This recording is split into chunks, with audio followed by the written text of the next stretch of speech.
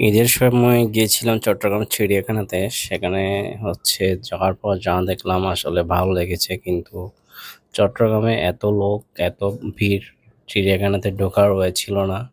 Ticket কেটেও মানুষ ঢুকতে পারতেছিল না, এত মানুষ। চিড়িয়াখানায় ঢোকার পর দেখলাম অনেক রকম পশু পাখি সেখানে আনা হয়েছে। আগে নাকি এতগুলো জিনিস ছিল না। বাঘ দেখলাম, জলহস্তী, হরিণ, জেব্রা, অনেক রকম। আপনারাও চাইলে গিয়ে ঘুরে আসতে পারেন চট্টগ্রাম চিড়িয়াখানাতে। আশা করি আপনাদেরও ভালো লাগবে। চিড়িয়াখানাতে যাওয়ার একটা উদ্দেশ্য হলো মেয়েকে নিয়ে ঘুরতে যাওয়া। চিড়িয়াখানার টিকিট মূল্য ছিল 70 টাকা করে। ঈদের যে তৃতীয় দিন ছিল, মানুষের ভিড় ছিল প্রচুর, অনেক কষ্ট করে ঢুকতে হয়েছে। মনে হয় চট্টগ্রাম সব মানুষ ওইখানে ভিড় করেছে ওই দিনে, এমন অবস্থা আসলে বলার মতো না। যাই হোক, শেষমেশ ঘোরা হলো, ভালো লেগেছে, মেয়েও অনেক এনজয় করেছে।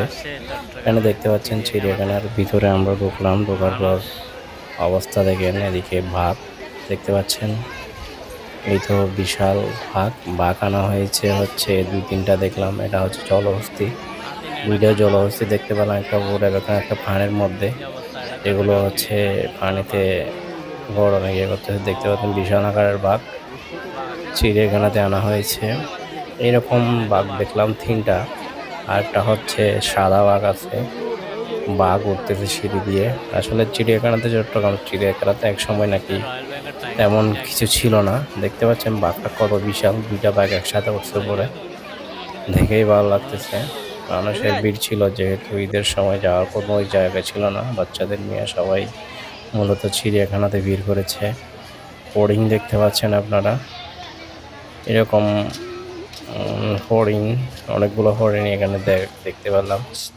এখানে আগে তেমন এরকম পশু পাখি ছিল না, এখন নতুন করে আনা হয়েছে। দেখতে পাচ্ছেন বাঘ বসে আছে।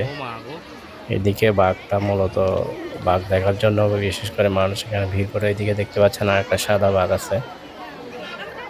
আপনারাও চাইলে চট্টগ্রামে যারা আছেন ঘুরতে পারেন, কারণ বাচ্চাদের নিয়ে যেহেতু কোথাও ঘোরার দেখা জায়গা নাই, চিড়িয়াখানাতে গেলে সবাই এটা উপভোগ করে, ভালো লাগে সবার।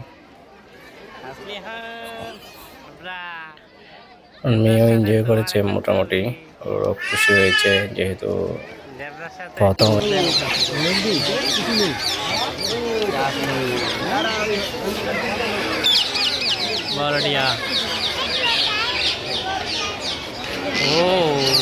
দেখতে ভালো লাগছে, কারণ এখানে আবার উপরে পাহাড়ি এলাকা, সবাই উপরে ছাইলে গিয়ে বসে রিল্যাক্স করতে পারে, যেহেতু এটা ফয়েজ লেক এবং পাশাপাশি অবস্থান করতেছে পাহাড়ি এলাকার মধ্যে চিড়িয়াখানাটি। সেই জন্য মোটামুটি পাহাড়ের একটা এনভায়রনমেন্ট আপনারাও পাবেন সেখানে গেলে।